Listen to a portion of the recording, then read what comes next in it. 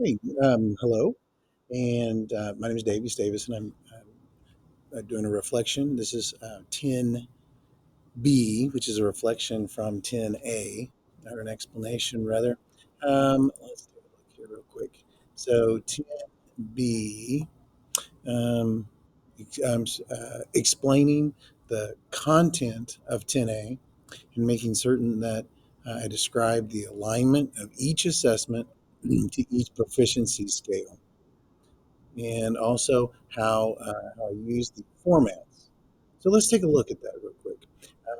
I'm submitting kind of a cover sheet here with links into it.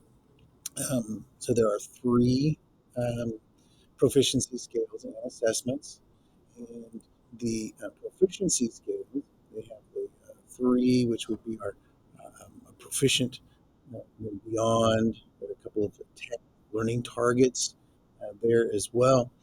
And each of these correlates with, let's see if I can zoom in there with this. Okay, so we have insert a new slide from a Word outline and inserting slides from, importing an outline. There it is. Okay, so each of our learning targets on our proficiency scale are measured using our assessment. Now, our assessments, and I had mentioned this on my cover sheet, the assessments are built in with our software. So students are given a task, and then they have full version of PowerPoint, and so then they use the tools in PowerPoint to demonstrate their understanding of the tools to accomplish the task. So they're given a task, um, and then each of those relate to a learning target. When they're finished with completing the assessment, it displays each of the learning targets, whether they successfully passed or demonstrated that they can do those tasks. Okay, and reach those learning targets. So that happens for each one. Okay, each domain, which we have domain 2, domain 3, and domain 4. Those will be the three that we look at. Um, and I am having students take the assessment before they do the learning activities.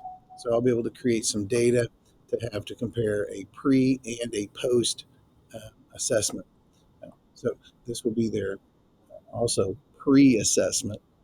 Um, that's how we're using these to align with our assessments, are aligning with our learning targets. And very clearly, we will be able to see which students are proficiency and which ones might need some more work.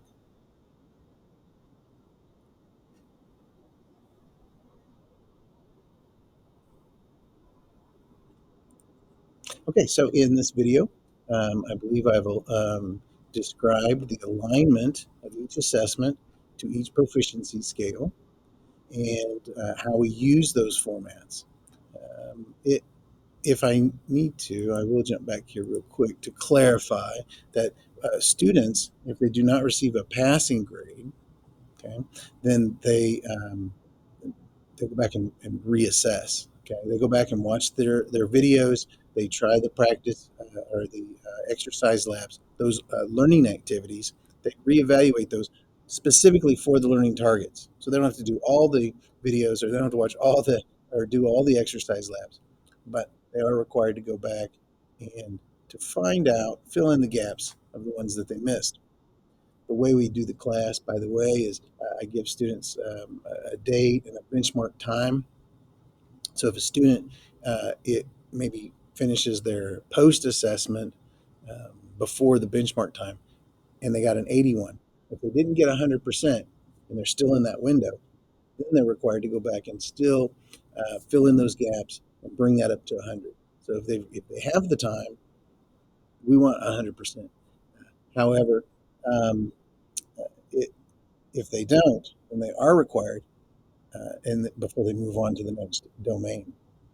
Okay. All right. I hope that this video helps clarify the alignment between back here between our proficiency scale and our assessments and how we use those. Thank you so much.